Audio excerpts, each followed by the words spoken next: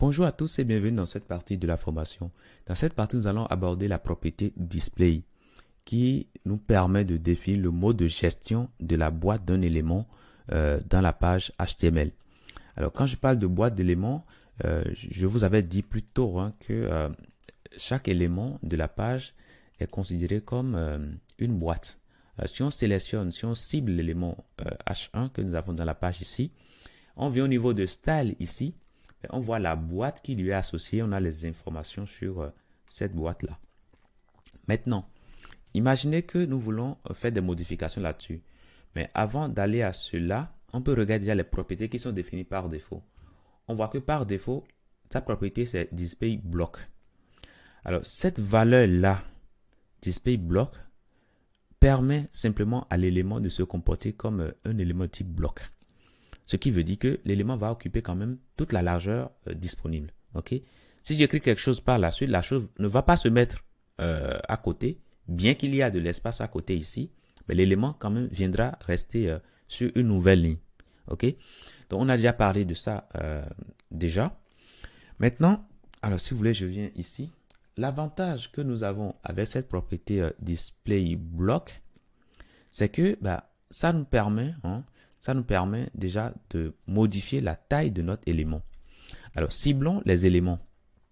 Si vous voulez, on enlève cet espace-là. Ciblons les éléments que nous avons dans notre page. Alors, pour l'instant, on n'a pas encore d'éléments, mais on va créer ça rapidement. Éléments. Et à l'intérieur, on va créer éléments et éléments. Et puis, là, c'est bon. On va mettre ici élément 1. Et une fois que ça c'est fait, on va dupliquer tout ça. Là, on a 6.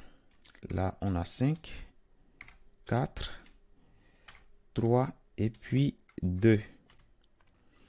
Là, c'est bon. Maintenant, si on regarde l'affichage, là, tout s'affiche correctement. Bon, on va cibler ces éléments-là.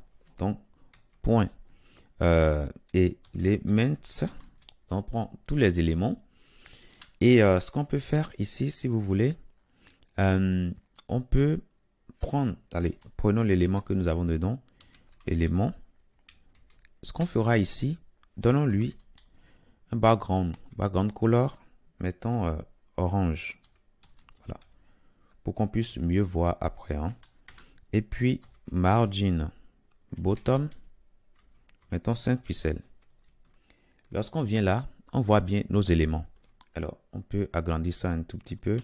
Donc, font size 3 rem. 3 rem. Si je viens là, tout s'affiche correctement. C'est parfait. Alors, le fait que la propriété display est à bloc par défaut me permet d'agir sur la taille de mon élément en largeur comme en hauteur. Donc, si je viens ici et que je mets tout simplement width, je mets, disons, 500 pixels. Là, tout doit se passer correctement. Vous voyez, tout se passe correctement. Maintenant, si je veux agir également sur le weight, également, tout doit se passer correctement. Bon, là, c'est un peu trop, mais bon. Là, voilà l'idée. Voilà l'idée. Là, c'est bon, tout se passe correctement. Voilà. Maintenant, je peux dire, je veux changer le type de cet élément-là. Au lieu que ça soit display block par défaut, je peux dire, je veux changer. Et là, qu'est-ce que je vais faire? Si je mets ici, par exemple, display, je peux lui donner la valeur, si vous voulez, la valeur inline, par exemple. Ok. Alors, si je mets inline, qu'est-ce qui va se passer? En gros, ça va changer le type qui était déjà par défaut à bloc, ça va le changer à inline. Ok. Donc, je vais mettre ici inline. Là, c'est bon. Quand je reviens ici, qu'est-ce qui se passe? Je vois tout simplement que les éléments se mettent les uns à la suite des autres. Mais je vois également que les dimensions que j'ai définies ici ne marchent plus. Ok? Donc, c'est la spécificité des éléments de type inline. Quand vous les utilisez, après, lorsque vous mettez par exemple les dimensions, vous redimensionnez, ça ne marche pas. Ok?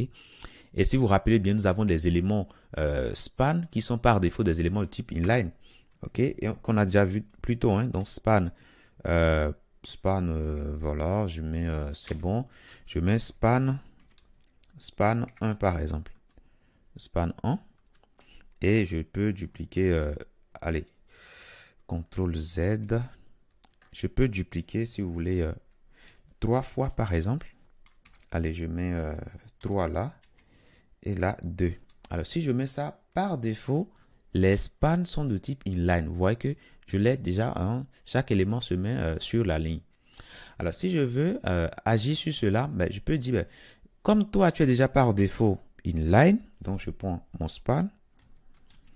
Comme les spans sont déjà par défaut inline, ben, je peux dire, ben, je veux agir sur sa propriété display et le mettre à bloc.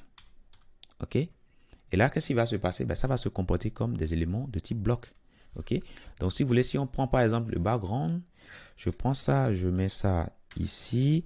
Et puis, la marge également, je prends ça et je mets ça ici. Ça va se passer correctement. Vous voyez, ça se passe correctement. Vous voyez, donc voilà, si je veux définir la largeur et la hauteur, je le mets et tout doit se passer correctement. Vous voyez, pour mes spans, vous voyez que tout se passe correctement. Donc voilà. Donc en gros, selon l'élément que vous avez, soit c'est déjà de type bloc par défaut. Et dans ce cas, vous pouvez changer. Hein, vous pouvez prendre les autres valeurs qui sont autres que bloc. Ou bien l'élément, c'est déjà par défaut un élément de type inline. Et dans ce cas, si vous ne souhaitez pas conserver cela, vous voulez peut-être modifier ces valeurs, vous pouvez tout simplement agir sur sa propriété display, le mettre à bloc ou autre. Donc voilà pour la propriété bloc et la propriété inline. Voilà comment ils agissent. Maintenant, il y a la propriété intermédiaire inline block. OK? On savait tout à l'heure que, alors si vous voulez, je vais enlever ça. Tout à l'heure, on a vu que lorsqu'on a mis la propriété inline ici, les éléments sont venus sur la même ligne. Mais le problème, c'est qu'on n'arrive pas à redimensionner. Parfois, on a envie de redimensionner, OK, les éléments qui sont de type inline. Donc, pour y arriver, bah, il faut définir le type intermédiaire. Donc, vous mettez inline block. Donc, ces éléments seront considérés à la fois comme des éléments de type inline, mais également comme des éléments de type bloc. Ce qui veut dire que on pourra désormais modifier tout simplement la taille de ces éléments-là. Vous voyez? Donc, les éléments restent sur la ligne. Et à partir du moment qu'il n'y a plus assez d'espace pour qu'ils puissent continuer à rester sur la ligne, ben, ils viennent simplement sur une nouvelle ligne. Et voilà comment ça s'affiche. Hein, voilà.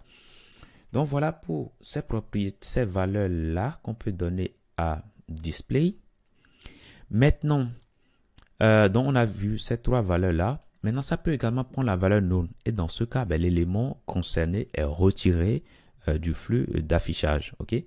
Donc, prenons par exemple le premier élément que nous avons. Alors, ce premier élément, comment est-ce qu'on peut cibler ça? Alors, ça nous ramène dans nos pseudo-classes. Donc, on mettra 2 points. Et puis, first child. Et dans ce cas-là, on va cibler le premier élément. Et on peut mettre sa propriété display à none. Et dans ce cas, ben, le premier élément ne sera pas affiché. On voit à partir de deuxième élément, élément 2, élément 3, etc.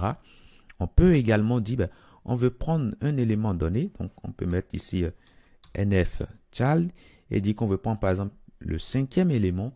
Et dans ce cas-là, ben, le cinquième élément ne s'affiche pas. On a 3, 4 et désormais on a 6. Donc, voilà comment on utilise la propriété display. Donc, ça va beaucoup nous aider. Parfois, on aura des blocs qui seront par défaut de type inline. Et lors de la mise en page, nous, on aimera peut-être que ça se positionne d'une telle façon donnée. On aimerait peut-être que ça se positionne comme un élément de type bloc. Et là, en fonction du besoin que nous avons, ben, on peut tout simplement agir sur ce display-là. Et quand on veut cacher, c'est de cette façon qu'on met la valeur. La valeur, c'est none.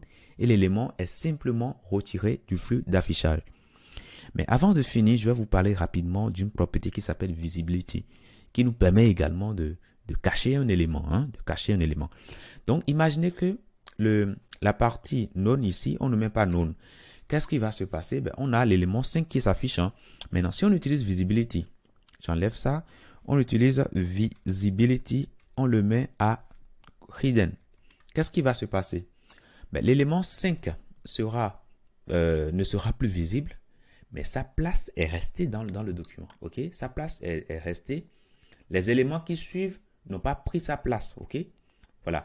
Donc, c'est la nuance entre visibility et display. Display, quant à lui, il retire directement l'élément de la page. Donc, si je mets none ici, ça retire l'élément de la page et les éléments qui suivent viennent simplement prendre sa position. Par contre, lorsque vous inspectez tout ça, en gros, dans votre outil d'inspection, vous voyez l'élément 5 comme si l'élément 5 existe encore dans la page, ok? Mais il n'est pas visible, ok? Quand vous faites CTRL plus U, ben, vous allez voir toujours l'élément 5, ok? Il n'y a que le navigateur qui joue le jeu, qui dit, ben voilà, comme la propriété display c'est known, ben, bien que je lis ça, ben, je vais faire comme si je n'ai rien vu et je ne l'affiche point. Donc voilà pour cette propriété-là. Donc il faut faire la nuance entre visibility et display. Parfois on a un besoin d'utiliser visibility et dans ce cas-là vous l'utilisez avec les conséquences qui va avec. Ou bien vous avez le besoin simplement de retirer carrément l'élément et dans ce cas vous l'utilisez en étant bien conscient des conséquences. Je vous dis merci et à tout de suite dans la prochaine.